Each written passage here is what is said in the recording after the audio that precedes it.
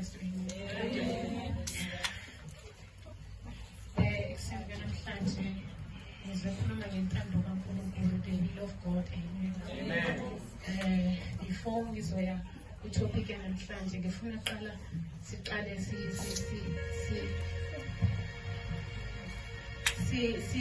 sifune ukwazi ukuthi le ntando esiyitholayo siyithola kubani.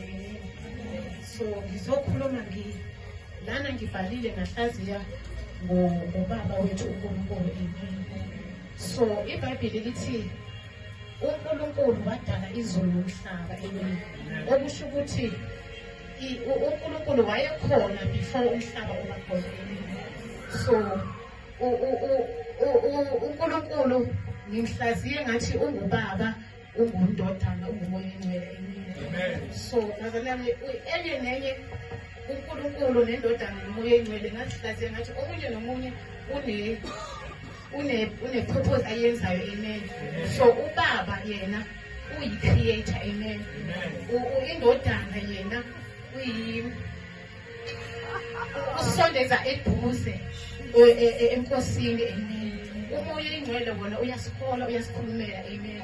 So uNkulunkulu unguNkulunkulu owadala izulu nomhlaba, wasidala nathi. Amen. So bathandekayo, namhlanje ngizokhuluma ngentando kaNkulunkulu. Amen. Intando kaNkulunkulu iyini na? Intando kaNkulunkulu kuyinto ethi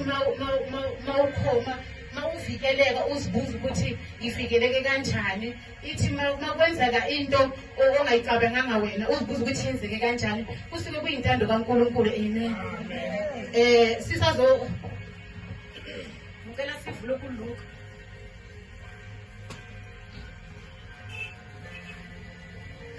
Luke 11:2. Amen.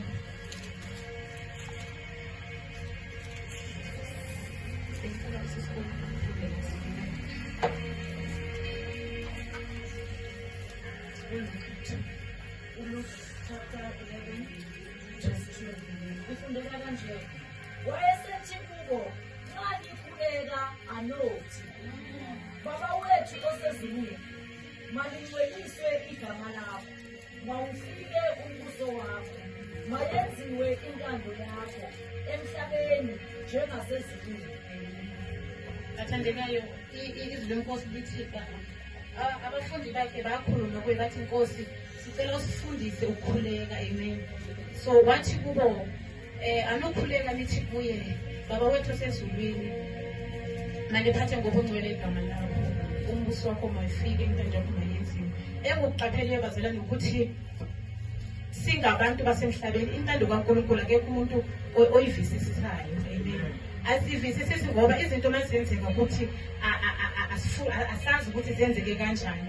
Amen. Kufana njengesimo ukubona mawuhamba endleleni, uthi mawuhamba endleleni uthi indlela noma zimbili, namhlanje ujwayele ukuhamba ngale ndlela kodwa namhlanje wakhetha ukuhamba ngale ndlela. Awukwazi ukuthi ukhethiswe intoni le ukuthi uhambe ngale ndlela. Amen. Kodwa kusuke kuyintando kaThixo ukuthi uthethe nawe ukuthi namhlanje jika uhambe ngale ndlela, ngoba awazi ukuthi kulandela kusuke kunantoni. Amen. Okusho ukuthi kusuke uThixo eyazi ukuthi kulandela namhlanje mawungabi kuye akuvikele ukuthi uhambe ngale ndlela. Uthi mawufika endaweni uzokuthiwa uhambe ngeyiphi indlela, uthi ndihambe ngenye indlela, ngicela ngohamba ngale ndlela le, ndihamba ngale ndlela engiqhele ukuhamba ngayo. Kuthiwa uvile ukuthiwa ngale ndlela kunento eyenzakeleyo, ukwazi ukuthi kusuke kungumusa kakhulu, kusuke kungintando kaThixo ukuthi nawe uhambe ngale ndlela. Amen. Sizothetha ngokuthi uIsaiah 55 verse 8 until 9. Oh, Jesus.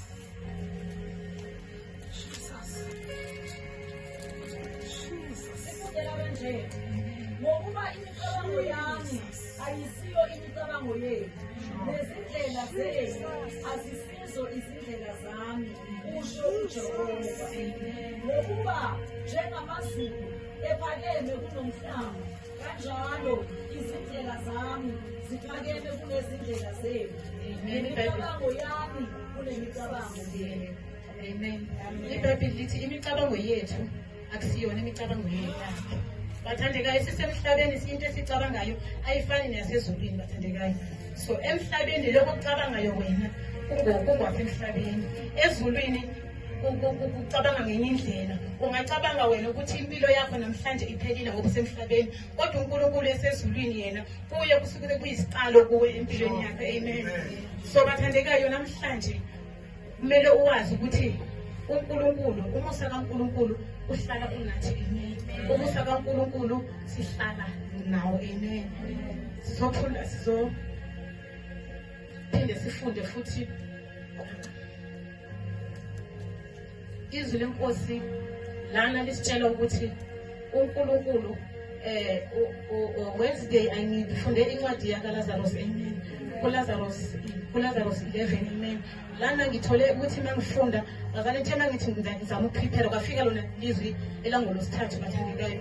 uLazarus lana uNkulunkulu usitshela ngendaba kaLazarus nokugula kwakhe. Amen. Nokufa kwakhe. iBhayibheli lithi uLazarus wayegula, uguleni kwakhe osesi bakhe bathumela umlayezo kuJesu la ebeyihleli khona ukuthi bamtshele ukuthi uLazarus lamthandayo uyagula bathandekayo. uJesu wathatha, bathi iBhayibheli lithi uJesu wathatha insuku ezimbili ukuze afike la uLazarus wayegula khona.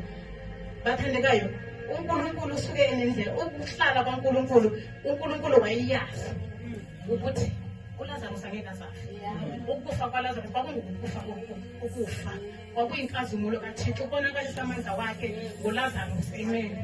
So iBhayibheli lithi uThixo wathi makase suka after 2 days eya kuLazarus apho ebekelele khona esefile khona.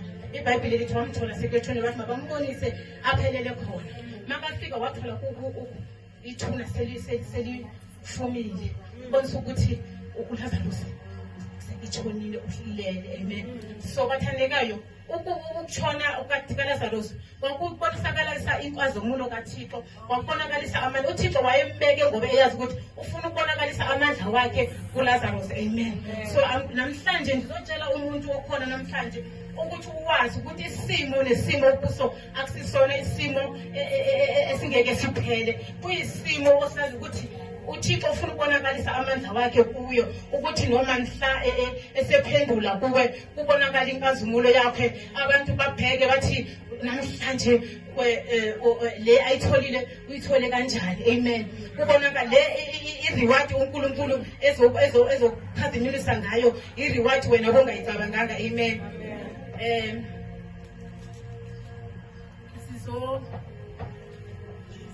Sizofunda futhi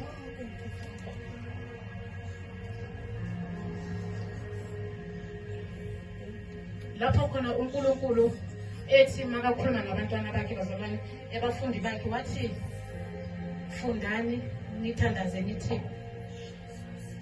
Baba wethu sezulwini. uThixo uhlala ezulwini bathandekayo, thina sisemhlabeni. Imicabango yakhe ayifani neyethu. Ithi iBhayibheli bathi mabakhuleka intando yakho mayenzeke emhlabeni. Bathandeka, intando kaThixo ihlala yenzeke emhlabeni. Ukuthi nje thina abantu asivisisi, kufana nokuthi uma kungatshona umuntu asivisisi ukuthi umuntu utshone kanjani, kodwa kusuke kuyintando kaThixo. Ngoba kuthi kwezinye izinto kunokwenzeka ukuthi ube ne-accident kusinde umuntu omnye, abanye abantu batshone, uzibuza ukuthi kusuke kuyintoni. Kusuke kuyintando kaNkulunkulu ephephise lo muntu. Amen. So asi-understand thina ukuthi intando kaNkulunkulu isebenza kanjani ukuthi. So namhlanje andifuna ukuba mde ngoba andikwazi ukuthisa enye.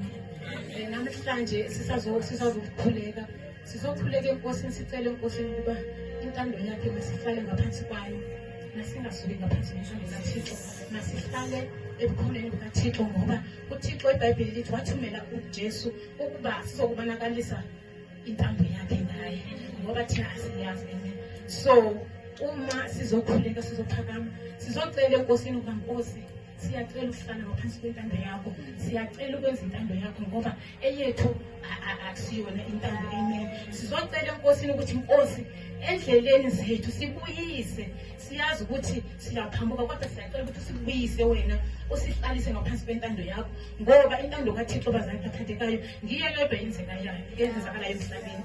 Umuntu nomuntu angahlala angayazi, kodwa intando yakhe ngiyo yodwa emhlabeni eyenzekwayo. Amen. Sisazophakama, sizocela enkosini, sizocela enkosini ukuba sihlale ebukhoneni bakhe, sihlale ngaphansi kwentando kaThixo. Ngoba uThixo unguThixo namhlanje, unguThixo kungunaphakade. Nguye owadala izulu nomhlaba, nguye nathi sihleli phezu komhlaba wakhe. Amen. Sisazokhuleka sizomcela ukuthi mayengayenzeki ukuthi kuphela, mayenzeka nasemindenini yethu, mayenzeka nasebantwaneni bethu. Amen.